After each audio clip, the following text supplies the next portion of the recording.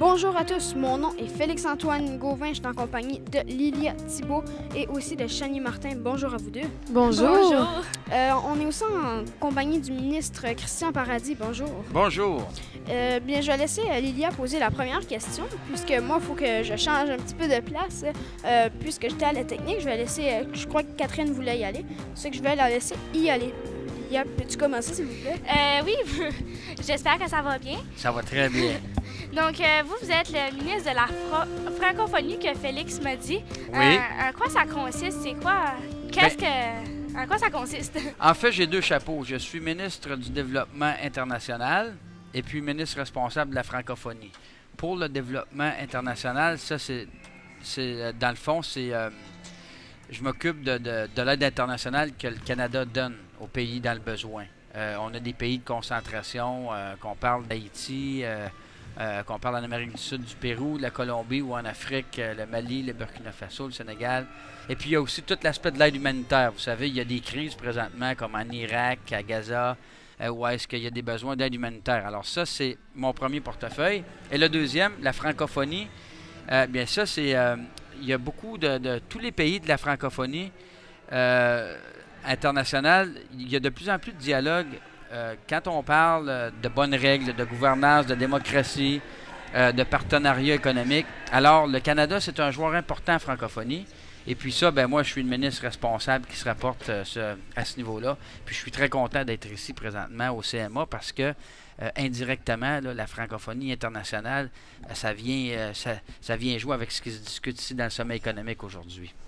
Et puis, avant d'être ministre, on sait que ça peut être un long processus parce qu'il faut être élu, etc. Alors, avant d'être ministre, qu'est-ce que vous avez fait? Moi, j'ai été avocat. J'ai pratiqué presque 10 ans en pratique privée. Alors, j'étais un praticien, donc ça veut dire que j'allais au tribunal. Là, je plaidais devant les juges. Et puis, j'étais spécialisé en droit des compagnies, donc je représentais les entreprises. Et puis, en 2006, ben, j'ai décidé de faire le saut. Mais c'est pas évident parce que j'avais une petite famille, j'avais 3 jeunes enfants qui étaient très jeunes à l'époque. Puis ma femme elle disait c'est beaucoup de sacrifices la politique, mais on a décidé que je tente la chance, puis j'ai été élu. Alors j'ai été un des 11 députés du Québec qui a été élu en janvier 2006 pour le Parti conservateur. C'était pour la région de Mégantic-l'Érable? Mégantic-l'Érable. Puis pour vous situer ma circonscription, ben vous avez tous entendu parler malheureusement de Lac-Mégantic, où est-ce qu'il y a eu la tragédie épouvantable du train qui a explosé au centre-ville. Donc ça, c'est chez moi, ça. OK. Ça vous a touché assez personnellement? C'est l'épreuve la plus difficile que j'ai eu à vivre. Franchement, au niveau professionnel, quand on arrive dans des situations comme ça, on aura beau avoir toute l'expérience qu'on voudra, il n'y a rien qui peut nous préparer à un cauchemar aussi horrible. C'est simplement inexplicable. Alors, ça a été un été très difficile. Ça a été une année difficile, mais maintenant, les gens de Lac-Mégantic, de plus en plus, les gens veulent se relever, mais il y a quand même 47 décès. Donc, il y a des familles éprouvées encore aujourd'hui, puis il faut être très, très, très sensible aux besoins de la population qui est vraiment écorchée avec ça. Mais au niveau du développement et autres, il y a des projets qui commencent à revenir. La vie continue. Puis on a eu une messe commémorative au début de juillet, puis on voit que les gens veulent que la vie continue. Ils ne veulent pas se laisser abattre. Donc, on peut espérer pour du mieux dans l'avenir. Oui, ben c'est bon. Merci beaucoup. Puis j'aimerais savoir aussi, qu'est-ce qui vous a poussé à faire le grand saut en politique, justement? J'ai toujours j'ai toujours rêvé de faire de la politique. Je me suis toujours engagé au niveau local chez nous parce que je me disais, si on n'est pas content de certaines choses qui surviennent, on peut changer les choses. Il s'agit juste de s'impliquer. Moi, j'étais par exemple au Collège Claretin à Victoriaville, au Québec, puis à l'époque, les étudiants avaient fait beaucoup comment je pourrais dire, il y avait eu des mouvements organisés contre les pluies acides à l'époque. Puis on sait que le gouvernement de l'époque, de M. Mulroney, avec le président Reagan, il y avait eu des ententes pour réduire ces fameuses pluies acides-là. Puis ça m'avait fait voir que dans la vie, quand tu t'organises puis tu t'impliques, tu peux faire changer les choses. Alors, j'ai décidé de me présenter, de tenter ma chance. J'ai été élu, puis maintenant, dans mon comté, je vois qu'il y a certains dossiers qui traînaient que j'ai pu faire avancer comme politicien. Puis aussi, dans les différents ministères que j'ai occupés, j'ai pu faire changer certaines choses, puis c'est ça qui est gratifiant de la politique. Ouais, OK. Puis j'aimerais savoir aussi, pour tout de suite, êtes-vous satisfait du poste que vous avez ou essayez-vous de viser un peu plus d'autres choses ou vous sentez vraiment votre place? J'ai été privilégié parce que j'ai occupé déjà, malgré mon relatif jeune âge, j'ai occupé quand même différents ministères. J'ai été secrétaire d'État à l'agriculture, j'ai été ministre des Travaux publics, ministre des Ressources naturelles, ministre de l'Industrie. Et puis maintenant, je suis rendu au développement international et de la francophonie. Donc, c'est une expérience qui est vraiment là.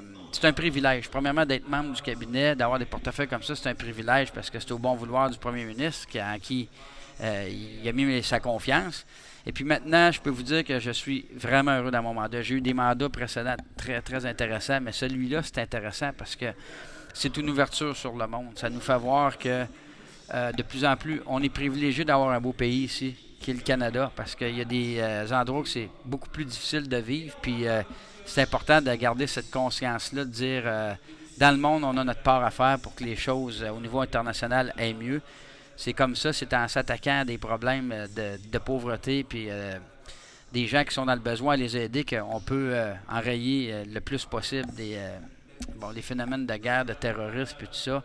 Il y en a encore aujourd'hui, c'est sûr que c'est pas évident ce qui se passe en Irak ou à Gaza, mais c'est en s'impliquant comme ça au niveau international avec l'aide humanitaire ou autre qu'on peut venir tempérer les choses. Puis je crois être en mesure de faire une différence comme ministre dans les décisions qui sont prises au nom des Canadiens. Puis ça, c'est très, très, très...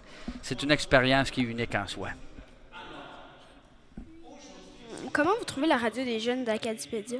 Je trouve ça vivant, enrichissant puis inspirant.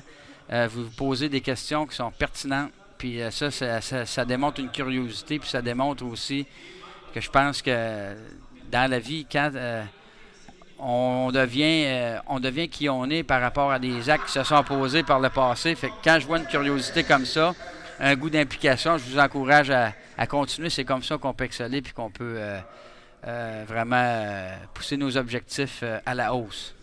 Bien, merci beaucoup. J'espère que vous allez prendre notre projet quand même assez au sérieux, puis peut-être qu'un jour, on sera sur les chaînes internationales. Bien, ça serait intéressant, pourquoi pas? Mais j'aimerais juste savoir, vous avez parlé de aide humanitaire et tout ça. Avez-vous comme un mandat ou comme une filière ou quelque chose qui vous tient vraiment à cœur? Un projet qui vous tient vraiment à cœur? Oui, bien présentement, c'est sûr que quand on est député élu, on s'occupe de notre circonscription. Dans le dossier de Lac-Mégantic, c'est un dossier qui est primordial parce que je veux faire en sorte que les Méganticois puissent revenir à une vie normale le plus rapidement possible, malgré qu'on ne pourra jamais effacer ce qui s'est passé. J'ai des enjeux du côté de Thetford Mines aussi, où est-ce que il y avait les mines d'amiante qui sont fermées aujourd'hui, donc il y a toute une diversification économique à faire. Ça, c'est chez moi, dans mon propre patelin. Mais maintenant, dans le mandat que j'ai à l'international, en termes d'aide humanitaire et de développement international, on est en plein milieu d'une belle réforme. C'est-à-dire que on donne de l'aide officielle au développement, mais on sait que les moyens sont limités par rapport aux besoins. Alors, il faut penser plus loin, puis on dit comment on peut impliquer plein d'acteurs, pas faire ça tout seul, juste le gouvernement, mais que l'entreprise privée investisse aussi, que les organismes de la société civile, des coopératives, différents organismes s'investissent pour créer des partenariats, puis qu'on puisse aller encore plus loin. Et puis, il y a un dossier qui est cher au gouvernement, c'est de sauver le plus possible de mères et d'enfants. Vous avez vu, le premier ministre a tenu un sommet à Toronto en mai dernier. On sait qu'à l'heure actuelle, il y a environ 6 millions d'enfants par année qui meurent en bas de l'âge de 5 ans. C'était 12 millions en 1990. Donc, une amélioration, mais 6 millions, là, c'est des chiffres qui sont horribles. Il faut les réduire, puis ça, le Canada a décidé de prendre le taureau par les cornes puis d'investir massivement en termes d'argent, de ressources et d'expertise. Puis on croit qu'on va être capable de réduire davantage, mais ces petits enfants-là, il faut qu'ils gardent leur mère aussi. Il y a beaucoup trop de mères qui continuent de mourir lors de l'accouchement. Donc, on a réussi à réduire ça, mais il faut continuer davantage. Alors ça, c'est un projet fort du gouvernement du Canada. Puis on dit, dans les cibles de développement pour les années à venir, il faut continuer de sauver le plus possible de mères et d'enfants. Parce que franchement, Quand on regarde les chiffres, c'est catastrophique. Ici, on est privilégié, on ne le voit pas, mais ailleurs dans le monde, c'est très difficile. C'est des drames humains. Et puis, il faut protéger cette couche de la population-là. Savoir, est-ce qu'il y a, dans votre métier, qu'il y a quelque chose qui vous rend fier, que vous avez accompli? Qu'est-ce que vous avez changé pour la population? Qu'est-ce qui vous rend fier dans votre métier? Bien, c'est tout d'abord, encore une fois, quand je le ramène dans ma propre circonscription, quand il y a des dossiers qui sont réglés puis que les gens nous donnent la main pleine de gratitude, je me dis, ben je me sens utile. Il y a toutes sortes d'exemples. Ça peut passer par quelqu'un qui avait des problèmes, exemple, que ce soit avec l'immigration ou des choses comme ça. Bref, où est-ce qu'on peut supporter puis que quelqu'un vient puis qu'on voit qu'on a fait une différence dans la vie de quelqu'un, c'est vraiment gratifiant parce que ça peut sembler des fois des petits problèmes, mais pour une personne, c'est le problème de toute une vie. Alors, quand on peut supporter comme député, c'est quelque chose. Deuxièmement, dans le portefeuille actuel que j'ai, je peux vous dire, j'ai eu l'occasion de voyager. Je suis allé en Haïti, j'ai fait le Sénégal, je suis allé en Tanzanie, je suis allé aux Philippines lorsqu'il y a eu le typhon Haiyan. Puis les gens, là, franchement, quand ils nous disent « Merci le Canada, merci les Canadiens », puis j'ai vu des gens avec des gros drapeaux nous dire « Merci aux Canadiens de nous aider à nous en sortir », à survivre puis à aspirer à une vie meilleure, ça, je peux vous dire, c'est quelque chose de gratifiant puis qui jamais j'oublierai de ma vie. C'est une fierté. C'est une fierté de savoir qu'on vient du Canada puis qu'on est vraiment bien reconnu par les autres pays comme ça, je vous comprends. J'ai voyagé moi aussi, puis quand on arrive là-bas puis on porte un chandail du Canada, on sait que le monde, il nous accepte puis qu'ils sont vraiment contents qu'on soit là comparé à d'autres pays que... Vous avez absolument raison parce que quand on arrive dans des pays en développement, des pays partenaires, on arrive là toujours, les Canadiens, on arrive là avec une approche qui est respectueuse de la population, qui est respectueuse de l'environnement, puis on accepte, on dit, vous avez des plans de développement, on va venir là en support, on ne vous dira pas quoi faire. C'est sûr que s'il y a des choses qu'on pense qui pourraient être améliorées, on va vous donner des conseils, mais c'est toujours avec une approche neutre et respectueuse. Puis cette façon-là de faire, elle fonctionne.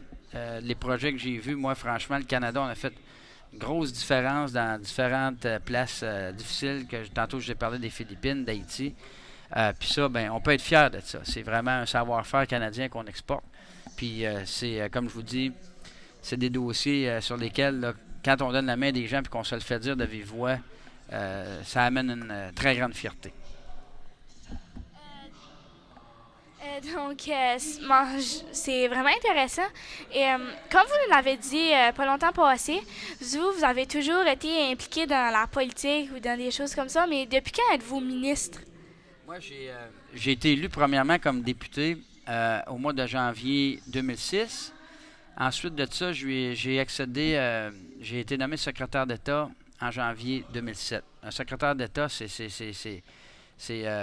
on se trouve à être partie du Conseil des ministres, mais il y a une nuance au fédéral. Le Conseil des ministres, c'est plus large que le cabinet. Après ça, là, j'ai été nommé ministre en juin 2008. Alors là, c'était vraiment... Quand ils disent en anglais « full cabinet », là, ça veut dire que là, c'est vraiment... On assiste à toutes les réunions du cabinet comme ministre. Donc, c'est juin 2008. Puis, franchement, ça, encore une fois, je le répète, c'est un privilège. C'est vraiment au bon vouloir du premier ministre. Alors... jour après jour, j'apprécie les fonctions qui me sont dévolues. Donc, moi, j'ai pas d'autres questions, mais Félix, est-ce que tu as des questions à poser? Moi, je crois que c'était pas mal complet, à part si Chani avait une autre question. J'aurais juste une dernière question à vous poser. Puis de toutes les places que vous avez visitées, c'est où la place que vous avez le plus aimé aller? Où est-ce que vous avez senti le plus bien accueilli? Puis... J'aurai toujours ce souvenir-là, puis j'ai même une photo qui a été prise à mon insu, puis à chaque fois que je la regarde, je savoure dans ma mémoire ce moment-là. C'est quand je suis allé au Sénégal dans une école, puis que j'étais assis au beau milieu d'une classe, là, des enfants de peut-être, je vous dirais, là, 7-8 ans maximum. Puis il y avait un petit bonhomme à qui il y avait des livres qu'on procurait, des manuels canadiens avec des illustrations, puis je lui montrais un peu il y en était quoi. Puis il cherchait à lire. Puis là, il me montrait les mots. Puis là, je disais les mots, puis il répétait. Puis il me regardait avec ses beaux grands yeux, puis il avait une soif d'apprendre. Puis je me disais, ça, c'est porteur d'espoir parce que c'est des pays en développement qui ont certaines difficultés, mais dans le fond, la voie du succès du développement, ça passe par les humains. Puis quand on voit des enfants comme ça qui sont pleins d'énergie, puis qui veulent apprendre, puis qui veulent savoir, puis je me disais maintenant, on est là, on supporte ces enfants-là. C'est un moment qui est inoubliable. Merci beaucoup. Vous semblez un homme vraiment généreux. Puis ça m'a fait un plaisir de vous avoir en entrevue aujourd'hui. Bien, merci beaucoup. Ça a été un merci plaisir. beaucoup. Puis franchement, c'est une belle initiative. Je vous félicite. Puis continuez comme ça. C'est vraiment rafraîchissant. C'est une entrevue que je pourrais citer dans les plus agréables que j'aurais eu à faire. Ça, je vous le dis. Merci beaucoup. Merci beaucoup Merci. de votre temps. Au revoir.